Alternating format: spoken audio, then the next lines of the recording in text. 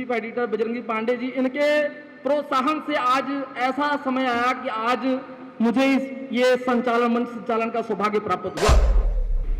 विद्या भोग करी यशा सुख करी, विद्या भोग यानी कि खाने पीने के लिए धन का उपार्जन करती है विद्या, और यश को बढ़ाती है विद्या, यानी फेम प्रसिद्ध करती है विद्या। बच्चों को कर्मकांड विद्वान बनाना क्यों जरूरी है, तो यहां भी एक श्लोक के माध्यम से बताया गया है कि माता शत्रु पिता वैरी, माता शत्रु पिता वैरी ये न बालको न पाठित है न शोभते सभा मध्य हंस मध्य वको यथा। 5G के टाइम के माध्यम से आज के टाइम में जो भी हम अपने हाथ का जो छायाचित्र मोबाइल जो देखते हैं उसी को देख करके उसी को अपना सारा ज्ञान आधार बना रखा है हमने। शास्त्र की ओर हम नहीं जा पाते, कर्म का ज्ञान मंत्र उच्चारण नहीं हो पाता। मातृवत प्रदारेषु प्रद्रव्येषु रोषवत, प्रद्रव्येषु रोषवत यानी पराये धन को मिट्टी के ढेले के समान समझना। आपदांग, अब यहां पे देखिए लॉजिक है, आपदांग कई प्रकार की आपदाएं कही गई है कि आपदा प्राकृतिक आपदा, जिस व्यक्ति को धन की प्राप्ति लक्ष्मी की प्राप्ति चाहिए और वस्तु की प्राप्ति है तो भगवान की पूजन के बाद अपने यहां। अब देखिए रक्षा सूत्र, कर्मकांड ब्राह्मण यजमान को रक्षा सूत्र बांधता है कलाई पे, बड़ा लॉजिक का विषय। ये न बद्धो बलि राजा दान बिंद्रो महावला। बोले श्री रामचंद्र महाराज की जय। अयि विविध शास्त्रानुशीलन विशुद्ध मतया दिग्गंत विख्यात मान्य सभापति अद्य भवताम समक्षे अहम विश्वामित्र पांडे वक्तुम इच्छामि। आशा से शांत चित्तेन शोषन्ति भवन्ता धीमन्ता श्रीमन्ताश्च। हे मान्यः अहम विश्वामित्र पांडे अस्मि। मम शास्त्रीय शिक्षा अत्रैव स्थानेन श्री सनातन धर्म महाविद्यालय होशियारपुर बहादुरपुर मध्य स्थित अस्ति। एवं तत्पश्चात अहम राष्ट्रीय संस्कृत विश्वविद्यालय वेद व्यास परिसर कांगड़ा मध्य गरली परागपुर तद स्थानेन स्थाप्यति तद अहम ज्योतिषाचार्य शिक्षा प्राप्ति। अत्रैव अहम हिंदी भाषा मध्य भवतां समक्षे विचार प्रस्तुत कृतमस्मि।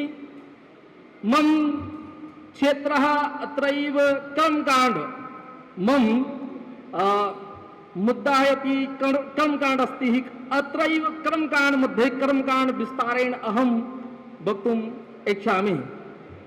आप सभी विद्वानों का यहाँ पे पहुंचने पर हार्दिक आभार। आप होशियारपुर मिनी काशी की धरती पर पहुंचे और जो हमारे क्षेत्रज्ञ हैं सभी जो यहाँ के स्थान और बाहर से आए विद्वान जन पहुंचे, मंच संचालन आसीन जितने विद्वान जन, आप सभी को विश्वामित्र पांडे का कोटि कोटि नमन, कोटि कोटि प्रणाम। मेरा विषय कर्मकांड है और पहला सम्मेलन ज्योतिष महासम्मेलन जिसे मैं आज एज ए संचालन माइक संचालन के ऊपर ये प्रस्तुत कर रहा हूं, बड़ा गौरव का विषय है मेरे लिए। मेरे बड़े भाई पंडित सिकंदर पाल जी, पंडित भगवती प्रसाद बतूड़ी जी, चीफ एडिटर बजरंगी पांडे जी, इनके प्रोत्साहन से आज ऐसा समय आया कि आज मुझे ये संचालन मंच संचालन का सौभाग्य प्राप्त हुआ।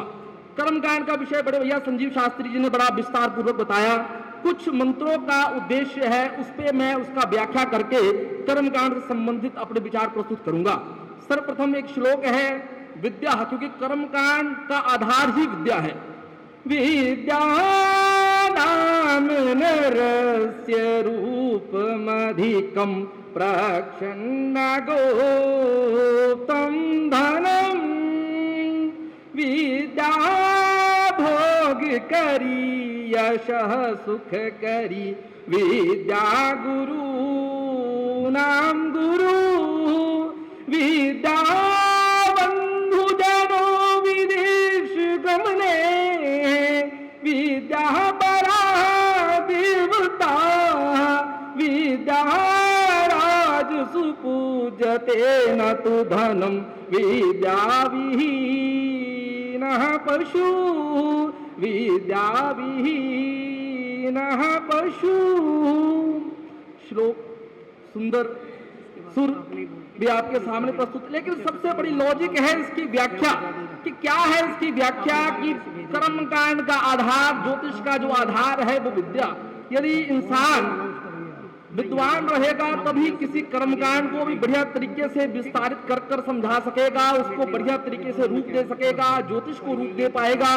और यदि विद्वान नहीं है, फिर आपको सभी को पता है कि ज्ञान तो दूर की बात है, अज्ञानता के अंधकार में ही अपने यजमान को और संसार को धकेलेगा।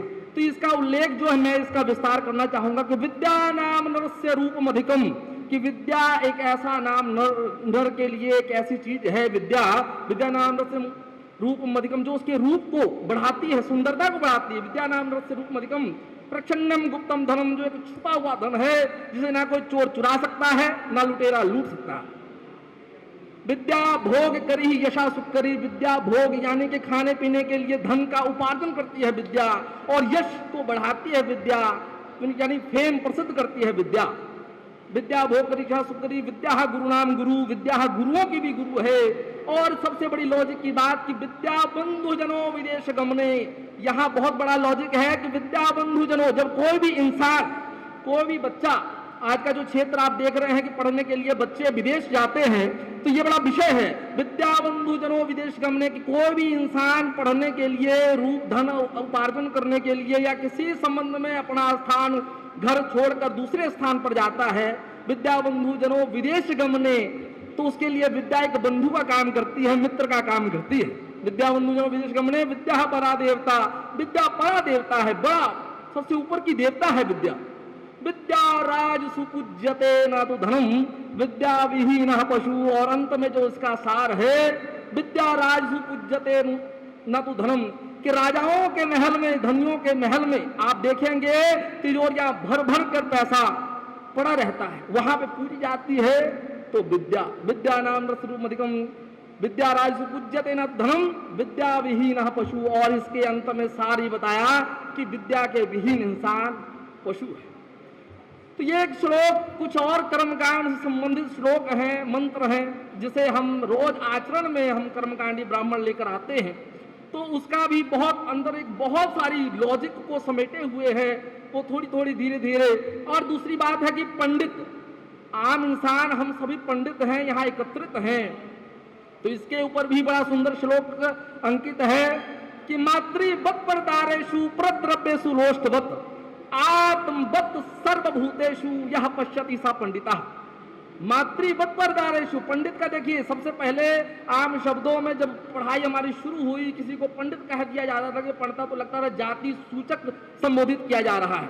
लेकिन यहाँ पे जो अर्थ है देखिए कितना सुंदर है कि मातृवत् परदारेषु, पराई स्त्री को माता स्वरूप समझना,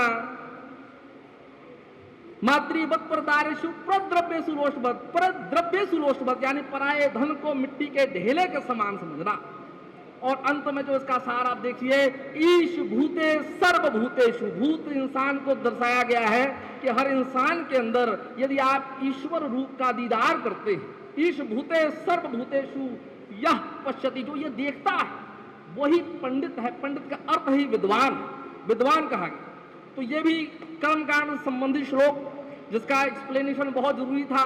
और इसके साथ कर्मकांड के कई ऐसे मंत्र हैं जो हम रोज दिनचर्या में उतारते हैं, और अक्सर आज के समय में ये ज्योतिष महासम्मेलन बहुत बड़ा, मैं इनके जो प्रबंधक हैं उनका बड़ा सराहनीय प्रयास करूंगा, मंच संचालन जितने ब्राह्मण हैं, कि आज इस मंच के माध्यम से एक दूसरे के विचार का आदान प्रदान हो रहा है। ये बहुत बड़ा विषय है, क्योंकि आज के समय में जिस समय ना होने के कारण ब्राह्मण भी अपने मंत्र का एक्सप्लेनेशन यजमान के पास नहीं कर पाता, और ना ही ब्राह्मणों के पास इतना समय है कि एक दूसरे से मुलाकात हो पाती है। ऐसे सम्मेलन में ही हम एक दूसरे से मिल पाते हैं। तो एक श्लोक, एक मंत्र मैं फिर बताना चाहूंगा कि अब चंदन का जो मंत्र है देखिए, जो हमने सब तिलक धारण किया है, चंदनम बनते नित्यम पवित्रम पाप नाशनम आपदांग हरते नित्यम लक्ष्मी वस्तुते सर्वदा। ये जो मंत्र है इसके अंदर भी बड़ा लॉजिक है कि चंदनम बनते नित्यम, रोज चंदन लगाने से, चंदनम बनते पवित्रम, एक हमारे शरीर को पवित्र करता है। हमारा शरीर शयन काल से उठ करके हमारा शरीर अपवित्र होता है। चंदनम बनते नित्यम पवित्रम पापनाशनम आपदांग। अब यहाँ पे देखिए लॉजिक है, आपदांग, कई प्रकार की आपदाएं कही गई है कि आपदा प्रकृति का आपदा, आपदांग हरते नित्यम, रोज हमारे शरीर पर आने वाली आपदाओं को हरता है ये चंदन। चंदन कौन सा? जो हम पूजा स्थान में जिस करके भगवान को अर्पित कर, खुद को अर्पित करते लगाते हैं।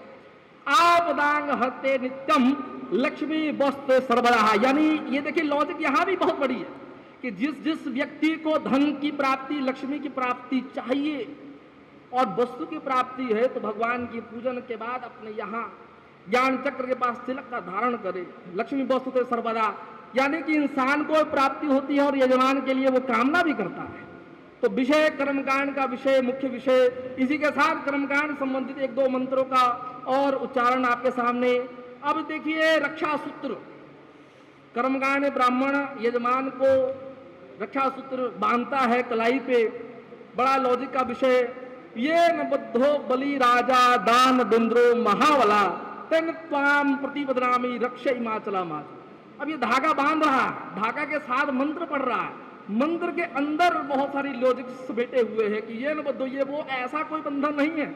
आम शब्दों में जब हम आज रोज लोगों से जब हम मिलते हैं किसी कर्मकांड के माध्यम, पूजा पाठ के माध्यम से, तो आज एक्सप्लेनेशन बहुत जरूरी हो गई है कि पंडित जी वो धागा बांधे हो माड़ा जी हाथ से बांधे होंगे और टिक्का नहीं पंडित जी तो बहुत आ।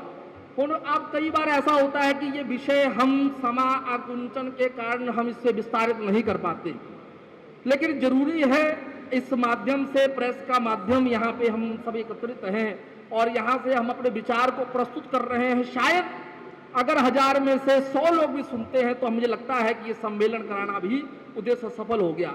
ये न बद्धो बलि राजा, ये वो बंधन है जो राजा बलि को माता लक्ष्मी ने सर्वप्रथम श्रावण पूर्णिमा के दिन बांधा। ये न बद्धो बलि राजा दान बिंद्रो महावला, दानव का इंद्र भी कहा गया, दानवों का राजा था राजा बलि। दान बिंद्रो महावला और बहुत बलशाली था दान बिंद्रो। और वहीं पर यहाँ पे यजमान के लिए भी उद्देश्य होता है कि आपके अंदर भी इस धागा से बांधने से बल की प्राप्ति होती है, ऐसी कामना हम करते हैं। दान मित्रों महावला तेरे त्वाम प्रतिपदनामी, ये 3 बार लपेटा धागा रक्ष हिमाचला माता, जहां जहां जाएंगे वहां वहां आपकी रक्षा हो। तो ये लॉजिक इस मंत्र के साथ यहाँ भी समेटे हुए। कई प्रकार की चीजें हमारे कर्मकांड संबंधित है भगवान की, जिस प्रकार से आप आगे भी सुनेंगे विद्वानों का। कुछ मेरा विचार था जो कर्मकांड के साथ संबंधित था, कुछ श्लोक के साथ में हम इसको आगे और बढ़ाते चलेंगे।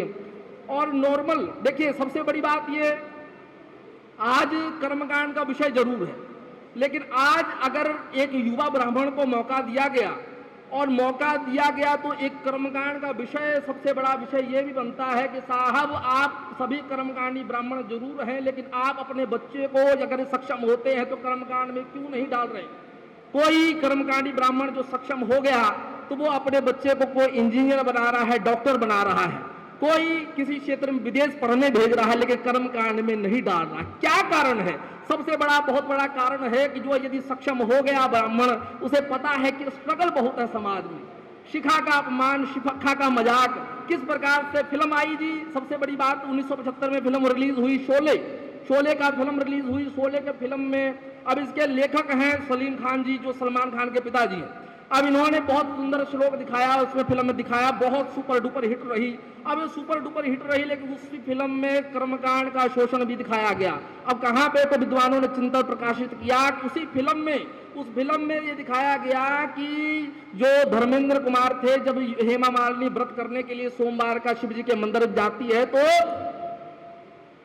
धर्मेंद्र जो उस फिल्म का हीरो है वो शिव जी के प्रतिमा के पीछे छुप करके उस प्रकार से माइक के जरिए ऐसे बोलता है कि तेरा पति ये वीरू होगा, इस प्रकार का डायलॉग। और उसी फिल्म में एक अंधा रहीम चाचा होते, 365 पौड़ी चढ़कर ऊपर दिख जाते। तो धर्मांतरण का जो विषय कर्मकांड को कलंकित वहां से शुरू हुई और ऐसे कई फिल्म बने। तो विषय ये भी रहा। अब देखिए यहाँ पे विषय कर्मकांड से संबंधित कैसे है, तो मैं इसको इस लॉजिक पे लाकर दिखाऊंगा कि कर्मकांड संबंधित ये है कि यदि आप कर्मकांडी ब्राह्मण हैं तो आज के उपकरण का जरूर उपयोग करें, जो आपका सोशल मीडिया का माध्यम है। सोशल मीडिया के माध्यम से आप अपने विचार को विस्तारित कर समाज तक पहुंचा सकते हैं। शोषण इतना कटु हुआ कि आज कर्मकांडी ब्राह्मण अपने बच्चे को सक्षम होने के बावजूद भी कर्मकांड में नहीं डालना चाहता। क्यों? शिखा का अपमान किया जाता है, किसी प्रकार से अभद्र शब्दों का प्रयोग किया जाता है, पंडितादी दाना, और इस प्रकार का विषय है। तो ये विषय जी मेरा अपने विचार रहे। अब फिर हम कर्मकांड के मुद्दे पे आते हैं, क्योंकि विषय ऐसा है कि बार बार मौका नहीं मिलता है मंच पे, और बहुत सारे अंदर भाव होते हैं जो उभर उभर के सामने आते हैं। तो आइए फिर हम श्लोक के ऊपर चलते हैं। मातृवत, अच्छा ये श्लोक मातृवत, अच्छा ये श्लोक पहले सुना दिया गया। अब श्लोक ये आता है कि अपने बच्चों को पढ़ाना क्यों जरूरी है, बच्चों को कर्मकांड विद्वान बनाना क्यों जरूरी है। तो यहां भी एक श्लोक के माध्यम से बताया गया है कि माता शत्रु पिता वैरी, माता शत्रु पिता वैरी ये न बालको न पाठित है न शोभते सभा मध्य हंस मध्य वको यथा। अब इस श्लोक का एक्सप्लेनेशन ये है कि वो माता शत्रु है और पिता बैरी है जो अपने बच्चे को नहीं पढ़ाता, विद्वान नहीं बनाता, काम के क्षेत्र में डाल देता है। ये विषय बड़ा गंभीर है कि वो माता शत्रु है, पिता बैरी है, ये इन बालकों ना पाठते है। वो बालक उसी प्रकार ऐसे सभाओं में शोभा नहीं देता जहां हंसों के सभाओं में बगुला शोभा नहीं देता। तो यहाँ भी एक बड़ा एक श्लोक का विश्लेषण है, बहुत सारा ज्ञान चक्र है जो हमारे संस्कृत के धर्म ग्रंथों में बिल्कुल समाहित किया गया। अब विषय ये बन गया कि आज का जो क्षेत्र, जो आज 5G का टाइम है, 5G के टाइम के माध्यम से आज के टाइम में जो भी हम अपने हाथ का जो छायाचित्र मोबाइल जो देखते हैं उसी को देख करके उसी को अपना सारा ज्ञान आधार बना रखा है हमने। शास्त्र की ओर हम नहीं जा पाते, कर्म का ज्ञान मंत्र उच्चारण नहीं हो पाता, लेकिन आधार तो यही है साहब, आप जान के लिए बहुत सारी आज का विषय बन गया। कर्मकांड भी मॉडिफाई का टाइम बन गया शिखा, क्योंकि हर एक जो विषय है, हर एक चीज है, हर एक चीज को यदि हम बढ़िया तरीके से एक्सप्लेनेशन करते हैं, अपने विचार को प्रस्तुत करते हैं, तो वो विचार हमारा विचार सीधे खाने में पड़ता है। समझाना बहुत जरूरी है, समझाना हमें एक दूसरे को आना भी चाहिए। कर्मकांड का ये भी बहुत बड़ा उद्देश्य है। कई बार सिर्फ हमने मंत्र बोल दिया और मंत्र की एक्सप्लेनेशन नहीं की, उसका हमने व्याख्या नहीं किया और सामने वाला यजमान हमारी बात को समझ नहीं पाया, तो वो भी पूजा हमारा कर्मकांड कह सकते हैं अधूरा सा रह गया। यदि आप हमारा करते हैं, चाहे छोटा ही करते हैं, लेकिन आपकी जरूरी वक्तव्य ये है कि आपका जो विचार है, आपका भाव है, यजमान का भाव है, वो जुड़ा रहे। समय है तो बोलते रहा जाएगा, नहीं तो मुझे पता है बहुत सारे विद्वान आए हुए हैं। तो विषय बहुत गंभीर है जी। कर्मकांड का विषय यही रहा कि हमें एक दूसरे को समझाना आना चाहिए। हमारी ये ब्राह्मण पुरोहित की बात में इतनी जान होनी चाहिए कि यजमान को वो हमारा पूजा भी समझ आते रह जाए। ठीक है जी, बहुत ही सुंदर वक्तव्य, बहुत सुंदर प्रबंधकों का ये मंडल और व्यास आसीन जितने भी हमारे विद्वान बड़े बुजुर्ग बैठे हैं, आप सभी का कोटि कोटि धन्यवाद। इसी के साथ मैं अपनी बातों को यही विश्राम देता दूंगा। आप सभी का बहुत बहुत धन्यवाद। इसी प्रकार आपके अपने ज्ञान और इससे समाज को आगे बढ़ाते रहें, यही मेरा ये विशेष प्रार्थना है। आप सभी से बहुत बहुत धन्यवाद। प्रेम श्री रामचंद्र महाराज की जय। आइए।